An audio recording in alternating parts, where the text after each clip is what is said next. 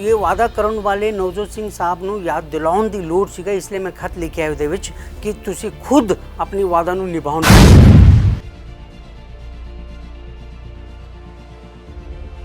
Captain ਸਾਹਿਬ ਨੂੰ ਵਾਰ-ਵਾਰ ਕਹਿੰਦੇ ਨੇ ਕਿ ਤੁਸੀਂ ਵਾਦਾ ਨਿਭਾਓ, ਵਾਦਾ ਨਿਭਾਓ,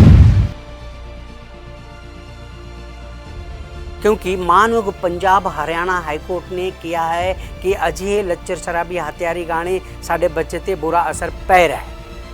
ये हाईकोर्ट दी हुक्म दे विच है।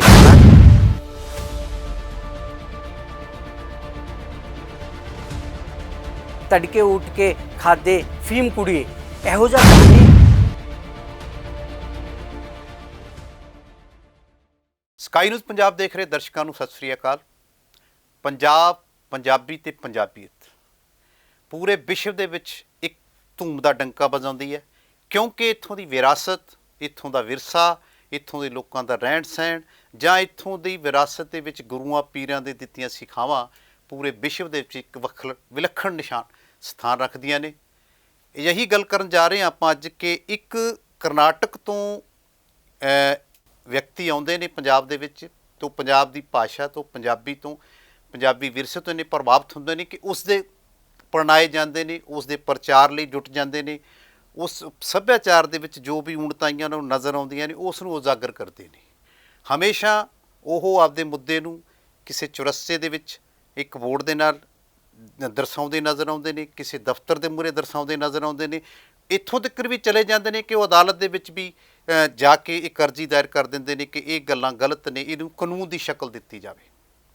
बीते दिनी उन्होंने बहुत कुछ ऐसा किया कि भाषा विभाग तक जिहड़ी भाषा नूं जो रिप्रजेंट करता पंजाब दा अदारा, उन्हां वल्लों भी उन्होंने सन्मानित किया जा चुका है। उन्हां कल दीना कांगड़ तो जिथे गुरु साहब श्री गुरु गोबिंद साहब ने औरंगजेब नूं जफरनामा लिखिया सी, उत्थों गुरुद्वारा साहब तो आशीर्वाद लैके पंजाब के नवे बने कांग्रेस के प्रधान नवजोत सिंह सिद्धू ने एक पत्र लिखिया है। पत्र च उन्होंने मंग की है कि वह सभ्याचारक ते सैर सपाटा के पहला मंत्री रह चुके हैं, चाहे हुण नहीं है। उदों उन्होंने एक वादा किया सी कि सभ्याचार दे विच जो निगार आ रहा है, जो कलाकार जो अदाकार गलत तरह के गाने गा रहे हैं, जिस नाल पंजाब के सभ्याचार दे विच एक निगार आ रहा है, बच्चों के बुरा असर पै रहा भी, उस संबंधी उन्होंने कहा सी कि ये इन्हां दे खिलाफ एक कानून बनाया जाएगा। वो कानून तो नहीं बनया। उस तो बाद चरणजीत चन्नी जी मंत्री बन गए ने, इन्हों ने अपने किसी कारण करके अस्तीफा दिता सी। उन्हों का एक विशेष पत्र कितना असर पाउंदा है असी दर्शकों नाल गल साझी करांगे। ते पंडित धरेनवर राव उन्हों का नाम है, करनाटक तो आउंदे ने ते सहायक प्रोफैसर ने इत्थे। वो आपदे अध्यापक का जिहड़ा फर्ज तां निभाउंदे ने ते समाज प्रति भी पंजाब दे विच भी निभाउंदे ने। असी दर्शकों विच मैं दर्शकों विच वखवा ना बनदे होया पंडित धरेनवर राव जी कोले जांदे हैं। पंडित जी, स्काई न्यूज़ पंजाब दे तुहाडा स्वागत है जी। शुक्रिया, मेहरबानी। असी तुहाडे जिहड़ा तुहाडे बोर्ड तुहाडे हत्थ च है, तुसी दीना कांगड़ ते गुरु साहब दे गुरुद्वारा साहब दे विच नतमस्तक होके आशीर्वाद लैके नवजोत सिंह सिद्धू तो मंग कीती है कि जदों उन्हां मंत्री सीगे सभ्याचार मामलों के, तो उन्होंने कहा सी कानून बनावांगे। उत्थों पत्र लिखिया, उस ते आपां गल करदे हैं। ते तुसी पहलां तां इह दसो, दर्शकों नाल गल साझी करो, तुसी करनाटक तो आउंदे हो, कन्नड़ तुहाडी मात भाषा है, तो ये पंजाबी भाषा तो पंजाबी विरसे तो तुसी किवें प्रभावित होई कि लगातार इस नूं अपनाए गए? जी जी, प्रभावित होने की लोड़ है, क्योंकि मैं फिलहाल पंजाब के राजधानी चंडीगढ़ विच वसदा है, जो पंजाब के 22 पिंडां नूं उजाड़ के वसिया गया से। मैं रोज़ पंजाब की रोटी खाता है, रोज़ पंजाब की पानी पींदा है, इसलिए पंजाबी भाषा ते सभ्याचार का सत्कार करना, प्रभावित होना लाजमी है। अक्सर असल विच सर मैं 35 अखर सीखण तो बाद सब तो पहला श्री जपजी साहब नूं कन्नड़ भाषा विच अनुवाद करन तो बाद मैं इन्नी प्रभावित होया इस पंजाबी तो ते इस मुरीद होके इसलिए मैं काम करदा है जी। दर्शकों में ध्यान विच लिया देवां जानकारी च इन्हां पंडित राव धरेनवर जी ने पंजाबी तो कन्नड़ दे विच 5 जिहड़ियां मेन पंजाबी दियां धार्मिक नाल संबंधित जिहड़ियां चीज़ लिखतां ने उन्हां दा अनुवाद कीता, जो श्री जपजू साहब, श्री सुखमनी साहब, जफरनामा, भाई जैता जी, गुरु गाथा ते श्री जाप साहब, इन्हां ने पंजाबी तो कन्नड़ भाषा च कीता है। ਤੇ ਕੰਨੜ ਤੋਂ ਪੰਜਾਬੀ ਦੇ ਵਿੱਚ ਇਹਨਾਂ ਨੇ 7 ਐਸੇ ਲਿਖਤਾਂ ਕੀਤੀਆਂ ਨੇ ਜਿਹੜੀਆਂ ਬਹੁਤ ਪ੍ਰਭਾਵੀ ਨੇ। ਅੱਕਾ ਮਹਾਦੇਵੀ, ਅਲਮ ਪ੍ਰਭੂ, ਪਸਵੰਨਾ, ਪੁਰੰਦਰ ਦਾਸ, ਕਣਕ ਦਾਸ ਅਤੇ ਭੀਮ ਸ਼ੰਕਰ ਮਹਿਮਾ। ਹੁਣ ਵੀ ਇਹਨਾਂ ਦੇ ਆਸ਼ਾ ਦੀ ਵਾਰ ਕਰ ਚੁੱਕੇ ਨੇ, ਸ਼ਿਵ ਕੁਮਾਰ ਬਟਾਲਵੀ ਕਰ ਚੁੱਕੇ ਨੇ, ਜਲਦੀ ਛਪਣ ਅਧੀਨ ਹੈ। ਤੇ ਪੰਡਿਤ ਰਾਓ ਜੀ, ਤੁਸੀਂ ਹਮੇਸ਼ਾ ਦੇਖਿਆ ਜਾਂਦਾ ਹੈ ਕਿ ਆਪਾਂ ਚੁਰਸਤਿਆਂ 'ਚ ਖੜੇ ਹੁੰਦੇ, ਕਈ ਵਾਰ ਪੰਜਾਬੀ ਦੀ ਗੱਲ ਕਰਦੇ ਹੋ, ਦਫ਼ਤਰਾਂ ਦੇ ਮੂਹਰੇ ਖੜੇ ਹੁੰਦੇ ਹੋ, ਜਾਂ ਕਈ ਜਗ੍ਹਾ ਤੁਸੀਂ ਬੱਚਿਆਂ ਨੂੰ ਇਨਾਮ ਦਿੰਦੇ ਨਜ਼ਰ ਆਉਂਦੇ ਹੋ ਕਿ ਤੁਸੀਂ 35 ਪੜ੍ਹ ਕੇ ਸੁਣਾਓ, ਤੁਹਾਨੂੰ ਇੰਨੇ ਪੈਸੇ ਦਾ ਇਨਾਮ ਮਿਲੂ, ਯਾਨੀ ਕਿ ਉਤਸ਼ਾਹਿਤ ਕਰਦੇ ਹੋ। ਇਹ ਤੁਸੀਂ ਕਿਵੇਂ ਕਿਵੇਂ ਕਰਦੇ ਹੋ, ਕੀ ਹੋਇਆ ਕਿ ਕਰਦੇ ਹੋ ਇਸ ਸਿਸਟਮ ਵਿੱਚ? जी जी बिल्कुल पंजाबी लोग खुद अपनी माँ बोली ਨੂੰ सम्मान करना, माँ बोली प्रति सत्कार सम्मान देना, ये ਮੈਨੂੰ ਘੱਟ ਲੱਗਦਾ ਹੈ। ਇਸ ਲਈ ਮੈਂ ਜਾ ਕੇ ਲੋਕਾਂ ਨੂੰ ਉਤਸ਼ਾਹਿਤ ਕਰਨ ਲਈ ਕੰਮ ਕਰਦਾ ਹੈ। ਮੈਂ ਘੱਟ ਇਸ ਲਈ ਲੱਗਦਾ ਹੈ ਕਿਉਂਕਿ ਮੇਰੀ ਮਾਂ ਬੋਲੀ ਕੰਨੜ ਭਾਸ਼ਾ ਲਈ 8 ਗਿਆਨਪੀਠ ਪੁਰਸਕਾਰ ਮਿਲ ਚੁੱਕੇ ਨੇ। ਮੈਂ ਸਵਾਲ ਪੁੱਛਦਾ ਹੈ, ਇੰਨੀ ਅਮੀਰ ਭਾਸ਼ਾ ਪੰਜਾਬੀ, ਇੰਨੀ रूहानियत भरी भाषा पंजाबी, इस भाषा लिए सिर्फ 1.5 ज्ञानपीठ पुरस्कार क्यों? एक पुरस्कार मिलिया पूरा अमृत प्रीतम ਨੂੰ। ਉਸ ਤੋਂ ਬਾਅਦ ਪ੍ਰੋਫੈਸਰ ਗੁਰੂ ਦਇਆਲ ਸਿੰਘ ਸਾਹਿਬ ਨੇ ਕਿਸੇ ਹੋਰ ਨਾਲ ਸ਼ੇਅਰ ਕੀਤੇ ਨੇ, ਹੋਇਆ ਸਿਰਫ 1.5। ਇੰਨੀ ਅਮੀਰ ਭਾਸ਼ਾ ਲਈ ਸਿਰਫ 1.5 ਪ੍ਰਸ਼ਸਤੀ ਕਿਉਂ? ਕਹਿਣ ਦਾ ਭਾਵ ਹੈ ਕਿਤੇ ਨਾ ਕਿਤੇ ਪੰਜਾਬੀ ਲੋਕਾਂ ਦੇ ਮਨਾਂ ਵਿੱਚ ਪੰਜਾਬੀ ਬੋਲਣ ਦੇ ਵਿੱਚ ਮਾਣ ਮਹਿਸੂਸ ਨਹੀਂ ਕਰਦੇ। ਕੁਝ ਲੋਕ ਆਪਣੇ ਘਰ ਦੇ ਸਾਹਮਣੇ ਪੰਜਾਬੀ ਵਿੱਚ ਬੋਰਡ ਨਹੀਂ ਲਿਖਦੇ, ਪੰਜਾਬ ਦੇ ਵਿੱਚ ਪੰਜਾਬੀ ਅਖਬਾਰ ਪੜ੍ਹ ਕੇ ਨਹੀਂ ਪੜ੍ਹਦੇ, ਮੈਗਜ਼ੀਨ ਖਰੀਦ ਕੇ ਨਹੀਂ ਪੜ੍ਹਦੇ, ਆਪਣੇ ਬੱਚੇ ਨੂੰ ਸਕੂਲ ਦੇ ਵਿੱਚ ਪੰਜਾਬੀ ਮਾਧਿਅਮ ਵਿੱਚ ਨਹੀਂ ਪੜ੍ਹਾਉਂਦੇ। ਇਹ ਸਾਰੇ ਦੇਖਦੇ ਹੋਏ ਮੈਂ ਸੋਚਿਆ ਕਿ ਪੰਜਾਬੀ ਭਾਸ਼ਾ ਦੇ ਪ੍ਰਤੀ ਸਤਿਕਾਰ ਵਧਾਉਣਾ ਜ਼ਰੂਰੀ ਹੈ। ਇਸ ਲਈ 35 ਅੱਖਰ ਦੇ ਬੋਰਡ ਬਣਾ ਕੇ ਸਰ 'ਤੇ ਰੱਖ ਕੇ ਘੁੰਮਦਾ ਹੈ। ਜੋ ਪੰਜਾਬੀ ਚੰਗੇ ਲਿਖਦੇ ਨੇ ਬੱਚੇ, ਉਹਨਾਂ ਨੂੰ 35 ਅੱਖਰ ਹੋਣ ਕਾਰਨ 35 ਰੁਪਏ ਦੇ ਕੇ ਬੱਚੇ ਨੂੰ ਉਤਸ਼ਾਹਿਤ ਕਰਦਾ ਹੈ। ਇਹ ਇੱਕ ਸਾਂਕੇਤਿਕ क्रिया होने कारण मैनू लगता है कितने न कितने एक दिन जरूर पंजाबी लोग जागणगे, अपनी माँ बोली ते सभ्याचार बचाने लिए जागणगे।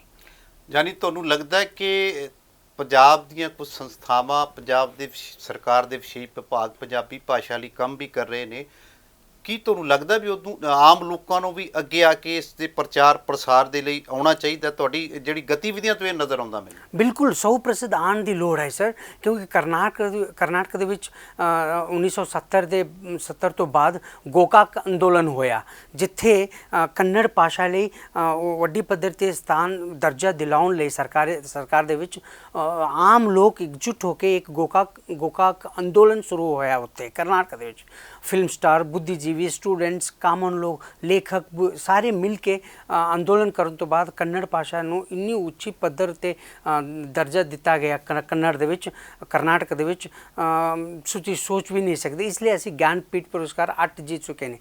ਇਹੋ ਜਿਹਾ ਅੰਦੋਲਨ, ਭਾਸ਼ਾ ਪ੍ਰਤੀ सम्मान ਦੇ ਅੰਦੋਲਨ, जन जागृति अंदोलन पंजाब में होने की लोड़ है। इसलिए मैं सोचा कि कामन लोग, बुद्धिजीवी, लेखक, संघ संस्था चलाने लोग एकजुट होकर इस भाषा ते सभ्याचार ਨੂੰ ਉੱਚੀ ਪੱਧਰ 'ਤੇ ਰੱਖਣ ਲਈ, ਜਗਾਉਣ ਲਈ ਮੈਂ ਕੰਮ ਕਰਦਾ ਹੈ ਜੀ। ਚਲੋ ਤਾਂ ਤੁਸੀਂ ਇਹ ਆਪਾਂ ਪਿੱਠਭੂ ਵਿੱਚ ਚਲੇ ਗਏ ਸੀ। ਹੁਣ ਆਪਾਂ ਜਿਹੜਾ ਹੁਣ ਤੁਸੀਂ ਨਵਜੋਤ ਸਿੰਘ ਸਿੱਧੂ ਜੀ ਨੂੰ ਇੱਕ ਪੱਤਰ ਲਿਖਿਆ ਹੈ, ਉਹ ਤੁਸੀਂ ਮੰਗ ਕੀਤੀ ਹੈ ਕਿ ਲੱਚਰ, ਸ਼ਰਾਬੀ ਜਾਂ ਹਥਿਆਰਾਂ ਨੂੰ ਉਤਸ਼ਾਹਿਤ ਕਰਨ ਵਾਲੇ ਗਾਣਿਆਂ ਤੇ ਰੋਕ ਲਗਾਉਣ ਲਈ ਕਾਨੂੰਨ ਬਣਾਉਣਾ ਚਾਹੀਦਾ ਹੈ। ਉਸ ਤੁਸੀਂ ਪੱਤਰ 'ਚ ਕੀ ਮੰਗਿਆਗਾ? हाँ जरूर सर, ये कमाल है क्योंकि श्री गुरु गोबिंद सिंह जी महाराज उस वक्त एक जफरनामा लिखे सी, जिसनों पढ़ के उस वक्त तक चलाउण वाले औरंगजेब भी एक हफ्ते ਦੇ ਵਿੱਚ ਮੌਤ ਹੋਇਆ ਸੀ। ਕਹਿਣ ਦਾ ਭਾਵ ਹੈ ਸੱਚਾਈ ਲਿਖਣ ਵਾਲੇ ਮੇਰੇ ਗੁਰੂ ਗੋਬਿੰਦ ਸਿੰਘ ਜੀ ਦੀ ਉਸ ਪਵਿੱਤਰ ਥਾਂ 'ਤੇ ਜਾ ਕੇ ਕੱਲ੍ਹ ਮੈਂ ਇੱਕ ਖਤ ਲਿਖਿਆ ਨਵਜੋਤ ਸਿੰਘ ਸਾਹਿਬ ਨੂੰ। ਉੱਥੇ ਜਾ ਕੇ ਮੈਨੂੰ ਇੰਝ ਲੱਗਿਆ ਕਿ ਸੱਚਾਈ ਨੂੰ ਉਜਾਗਰ ਕਰਨ ਲਈ ਅਤੇ ਕਿਸੇ ਦੇ ਵਾਅਦਾ ਕਰਨ ਵਾਲੇ ਨੂੰ ਯਾਦ ਦਿਲਾਉਣ ਲਈ ਉਸ ਤੋਂ ਵੱਧ ਥਾਂ ਕੋਈ ਹੋ ਹੀ ਨਹੀਂ ਸਕਦਾ। ਇਸ ਲਈ ਦੀਨਾ ਕਾਂਗੜਾ ਗਿਆ ਸੀ ਮੈਂ। ਉੱਥੇ ਜਾ ਕੇ ਇੱਕ ਪ੍ਰੇਰਣਾ ਆਇਆ ਮੈਨੂੰ ਮਨ ਦੇ ਵਿੱਚ, ਇੱਕ ਖਤ ਲਿਖਣ ਦੀ ਲੋੜ ਹੈ।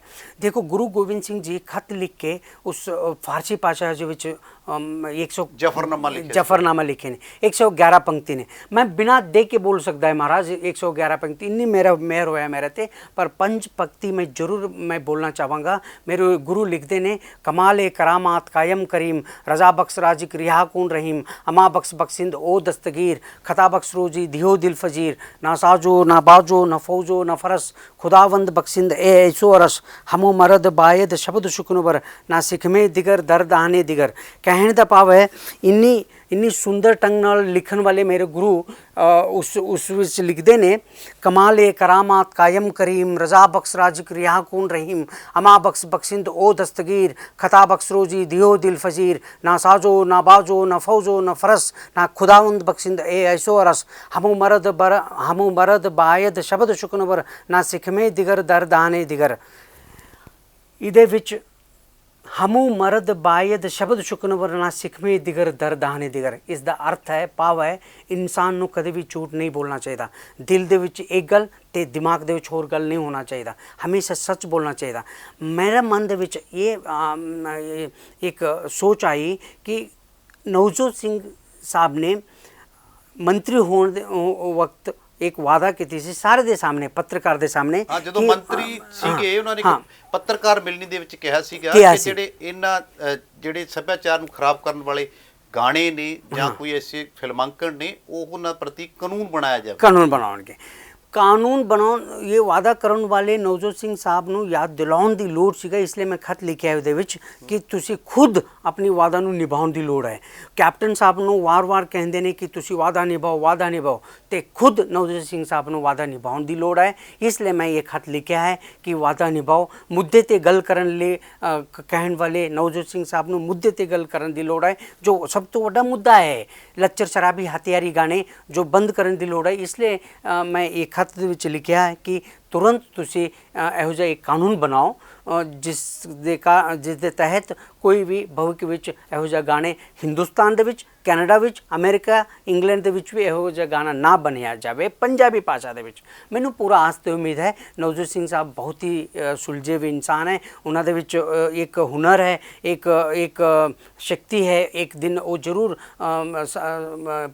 ਯਾਨੀ ਤੁਹਾਡੀ ਗੱਲ ਮੰਨਣਗੇ ਮੈਨੂੰ ਜ਼ਰੂਰ ਆਸ ਤੇ ਉਮੀਦ ਹੈ ਉਹ ਜ਼ਰੂਰ ਇਸ ਮੁੱਦੇ ਤੇ ਕਾਰਵਾਈ ਲਈ ਸਰਕਾਰ ਨੂੰ ਮਜਬੂਰ ਕਰਨਗੇ ਹਾਂ ਹੁਣ ਪਾਰਟੀ ਦੀ ਕਮਾਂਡ ਉਹਨਾਂ ਕੋਲੇ ਹੈ ਮੰਤਰੀ ਚਲੋ ਨਹੀਂ ਹੈ ਪਰ ਫਿਰ ਵੀ ਪੂਰੀ ਪਾਰਟੀ ਦੀ ਕਮਾਂਡ ਉਹਨਾਂ ਕੋਲੇ ਹੈ ਅੱਛਾ ਤੁਸੀਂ ਇਹ ਸਿੱਧੂ ਸਾਹਿਬ ਨੂੰ ਪੱਤਰ ਤਾਂ ਲਿਖਤਾ ਇਸ ਤੋਂ ਬਾਅਦ ਖੁਦ ਵੀ ਮਿਲੋਗੇ मैं मिलने का कोशिश तो नहीं करांगा क्योंकि एक खत राही में मेरा संदेश मैं भेजा है वो खत राही वो मन जान के वो जरूर अपना कार्रवाई करेंगे जे नहीं करेंगे तो पंजाब दे हर थां ते जाके बच्चे नूं लेके मैं खत होर लिखांगा क्योंकि मानयोग पंजाब हरियाणा हाईकोर्ट ने किया है कि अजिहे लच्चर शराबी हथियारी गाने साडे बच्चे ते बुरा असर पै रहा है इस हाईकोर्ट की हुक्म दे विच हैगा महाराज अजिहे गाने साडे पंजाब दे हरियाणा दे ते चंडीगढ़ दे विच गैंगस्टर कल्चर नूं बढ़ावा दे रहे हैं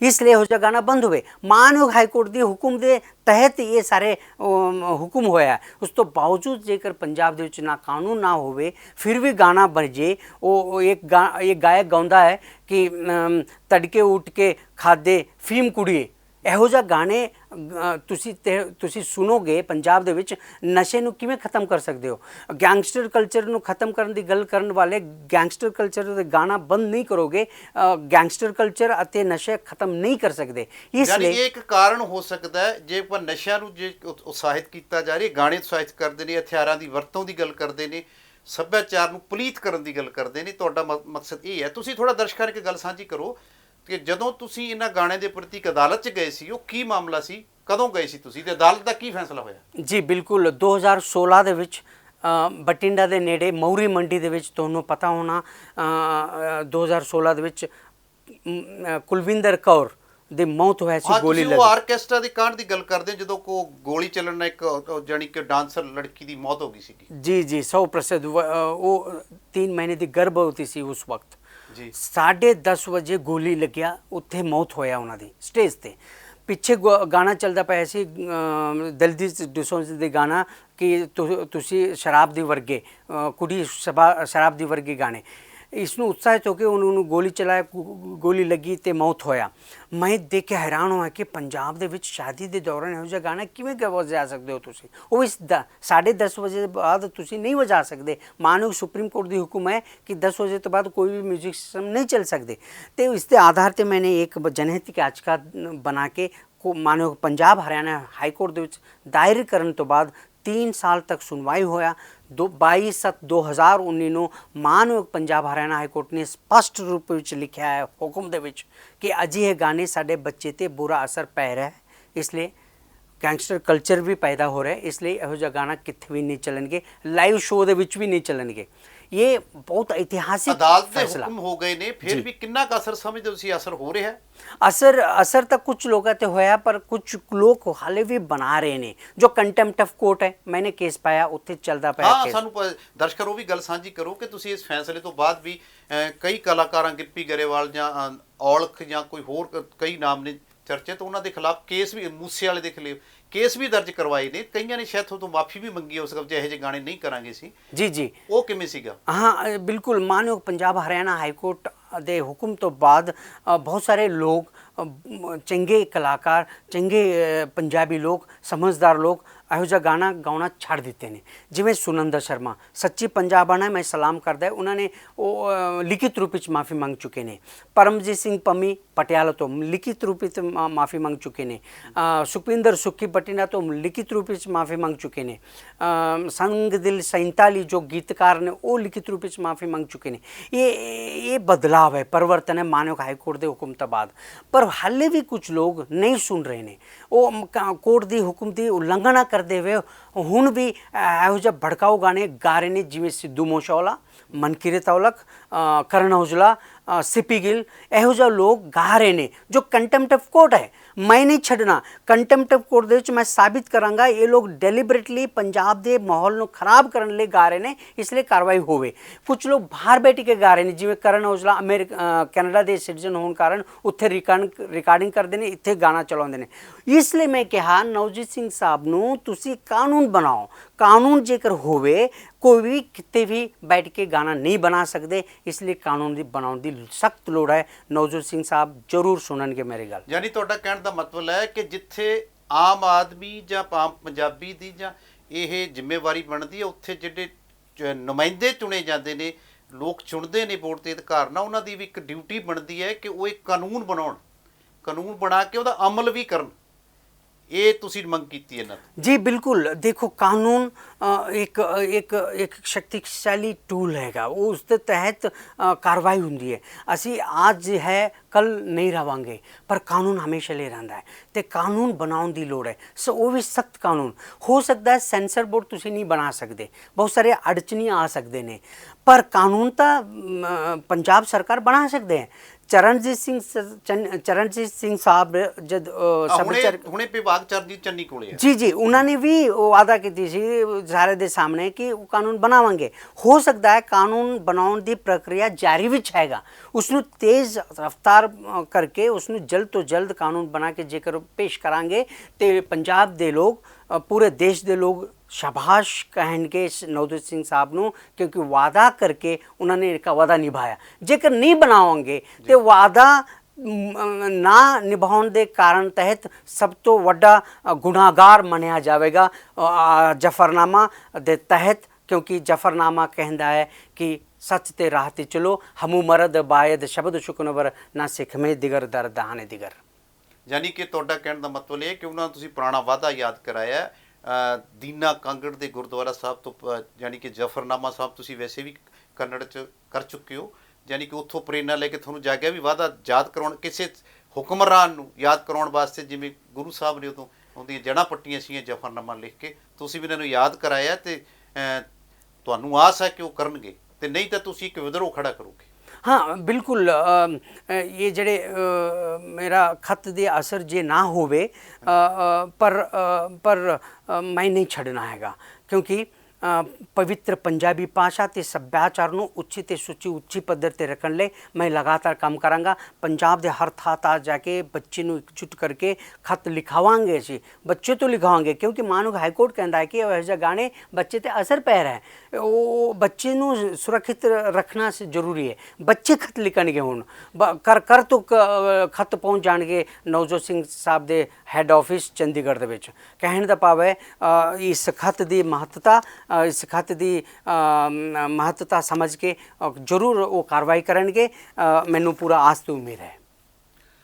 ਇਹ ਸਨ ਪੰਡਿਤ ਰਾਓ ਧਰੇਨਵਰ ਜੀ, ਜਿਨ੍ਹਾਂ ਨੂੰ ਉਮੀਦ ਹੈ ਕਿ ਸਿੱਧੂ ਸਾਹਿਬ ਜਿਹੜੇ ਅਜੀਬ ਸ਼ੈਲੀ ਦੇ ਵਿੱਚ ਲੋਕਾਂ ਨੂੰ ਪ੍ਰਭਾਵਿਤ ਕਰਨੀ, ਪੰਜਾਬੀ ਦੇ ਤਰੀਕੇ ਨੂੰ ਵਰਤ ਕੇ ਅਜੀਬ ਸ਼ੈਲੀ 'ਚ ਭਾਸ਼ਣ ਕਰਦੇ ਨੇ ਅਤੇ ਲੋਕਾਂ ਨੂੰ ਪ੍ਰਭਾਵਿਤ ਕਰਦੇ ਨੇ। ਉਹਨਾਂ ਨੇ ਵੱਖ ਸੈਲੀਬ੍ਰਿਟੀ ਨੇ, ਉਹ ਮੰਨਣਗੇ। ਉਹ ਜਿਵੇਂ ਆਪਦੀ ਕੈਪਟਨ ਸਰਕਾਰ ਨੂੰ ਵੀ ਘੇਰਦੇ ਰਹੇ ਨੇ ਕਿ 18 ਨੁਕਾਤੀ ਏਜੰਡੇ 'ਤੇ ਲੱਗੇ ਹੋਏ ਨੇ, ਅਤੇ ਉਹ ਆਪਦੇ ਪੁਰਾਣੇ ਕੀਤੇ ਵਾਅਦੇ ਨੂੰ ਪੰਡਿਤ ਰਾਓ ਜੀ ਦੇ ਵੱਲੋਂ ਯਾਦ ਕਰਾ ਕੇ ਤੇ ਉਹ ਸ਼ਾਇਦ ਅਮਲ 'ਚ ਲਿਆਉਣਗੇ। ਸਰੇ ਚਾਹੇ ਸਰਕਾਰ ਦਾ ਸਮਾਂ ਥੋੜ੍ਹਾ ਹੀ ਰਹਿ ਗਿਆ, ਮੌਨਸੂਨ ਇਜਲਾਸ ਹੋਣ ਵਾਲਾ, ਸ਼ਾਇਦ ਉੱਥੇ ਕਾਰਵਾਈ ਸ਼ੁਰੂ ਕਰ ਦੇਣ ਇਹਨਾਂ ਨੇ, ਸ਼ਾਇਦ ਉਸੇ ਆਸ ਨਾਲ ਹੀ ਇਹ ਪੱਤਰ ਲਿਖਿਆ।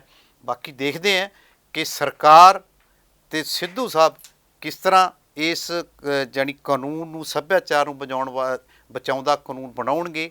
ਹਜੇ ਇੱਕ ਅਦਾਲਤ ਦੇ ਆਦੇਸ਼ਾਂ ਮੁਤਾਬਕ ਬੱਸਾਂ ਦੇ ਵਿੱਚ ਤਾਂ ਇੱਕ ਨਿਰਦੇਸ਼ ਜਾਰੀ ਹੋ ਗਿਆ ਹੈ ਕਿ ਇਹੋ ਜਿਹੇ ਜਾਣੀ ਨਸ਼ਾ ਭੜਕਾਊ ਜਾਂ ਗੈਂਗਸਟਰ ਭੜਕਾਊ ਜਾਂ ਹਥਿਆਰ ਭੜਕਾਊ ਗਾਣੇ ਨਹੀਂ ਵਜਾਏ ਜਾਣਗੇ, ਪਰ ਇਹਦੇ ਪ੍ਰਤੀ ਇੱਕ ਪੁਖਤਾ ਕਾਨੂੰਨ ਹੋਣਾ ਚਾਹੀਦਾ ਹੈ। ਉਹਦੀ ਮੰਗ ਪੰਡਿਤ ਰਾਓ ਜੀ ਨੇ ਸ਼ੁਰੂ ਕਰ ਦਿੱਤੀ। ਜੇ ਅਜਿਹਾ ਬਣ ਜਾਂਦਾ ਕਿ ਜੇ ਮੈਂ ਗਲਤ ਨਾ ਹੋਵਾਂ ਤਾਂ ਪੂਰੇ ਦੇਸ਼ ਦੇ ਵਿੱਚ ਇੱਕ ਮਿਸਾਲ ਬਣ ਜਾਏਗੀ ਕਿ ਇੱਕ ਸੂਬੇ ਨੇ ਇਹੋ ਜਿਹੇ ਭੜਕਾਊ ਨਸ਼ੇ ਨੂੰ ਉਤਸ਼ਾਹਿਤ ਕਰਨ ਵਾਲੇ, ਹਥਿਆਰਾਂ ਨੂੰ ਉਤਸ਼ਾਹਿਤ ਕਰਨ ਵਾਲੇ, ਲੜਾਈ ਝਗੜੇ ਨੂੰ ਉਤਸ਼ਾਹਿਤ ਕਰਨ ਵਾਲੇ ਜਿਹੜੀ ਗਾਣਿਆਂ ਨੂੰ ਜਾਂ ਇਸੇ 'ਤੇ ਫਿਲਮਾਂਕਣ ਨੂੰ ਰੋਕਣ ਦੇ ਵਿੱਚ ਇੱਕ ਮੋਹਰੀ ਸੂਬਾ ਬਣ ਕੇ ਉੱਭਰ ਸਕਦਾ। ਅਸੀਂ ਅਜਿਹੇ ਚਰਚਾਵਾਂ ਜਿਹੜੀਆਂ ਸਮਾਜ ਨਾਲ ਜੁੜੀਆਂ ਨੇ, ਲੋਕਾਂ ਨਾਲ ਜੁੜੀਆਂ ਨੇ, ਦਰਸ਼ਕਾਂ ਦੇ ਸਾਹਮਣੇ ਰੱਖਦੇ ਰਹਿੰਦੇ ਹਾਂ ਅਤੇ ਉਹ ਜਿਹੀਆਂ ਸ਼ਖਸੀਅਤਾਂ ਨੂੰ ਵੀ ਪੇਸ਼ ਕਰਦੇ ਹਾਂ ਜਿਹੜੀਆਂ ਇਹੋ ਜਿਹੀਆਂ ਜਾਣੀ ਸਰਕਾਰ ਤੋਂ ਇਲਾਵਾ ਜਿਹੜੀ ਆਮ ਲੋਕਾਂ ਦੀ ਜਿਹੜੀ ਜ਼ਿੰਮੇਵਾਰੀ ਨੂੰ ਲੈ ਕੇ ਚੱਲ ਰਹੇ ਨੇ ਸੁਸਾਇਟੀ ਦੇ ਵਿੱਚ, ਉਹ ਹਾਜ਼ਰ ਕਰਦੇ ਰਹਿੰਦੇ ਹਾਂ। ਜੇ ਸਾਡਾ ਪ੍ਰੋਗਰਾਮ ਸਾਡੇ ਦਰਸ਼ਕਾਂ ਨੂੰ ਅੱਛਾ ਲੱਗਦਾ ਤਾਂ ਇਹਨੂੰ ਸ਼ੇਅਰ ਅਤੇ ਲਾਈਕ ਜ਼ਰੂਰ ਕਰ ਦੇਣ ਅਤੇ ਸਾਡੇ ਚੈਨਲ ਨੂੰ ਸਬਸਕ੍ਰਾਈਬ ਕਰ ਲੈਣ, ਤਾਂ ਜੋ ਉਹਨਾਂ ਨੂੰ ਅਜਿਹੇ ਪ੍ਰੋਗਰਾਮਾਂ ਦੀ ਨੋਟਿਸ ਜਾਂ ਜਾਣਕਾਰੀ ਸਭ ਤੋਂ ਪਹਿਲਾਂ ਮਿਲੇ ਅਤੇ ਲਗਾਤਾਰ ਵੇਖਦੇ ਰਹਿਣ ਸਕਾਈ ਨਿਊਜ਼ ਪੰਜਾਬ।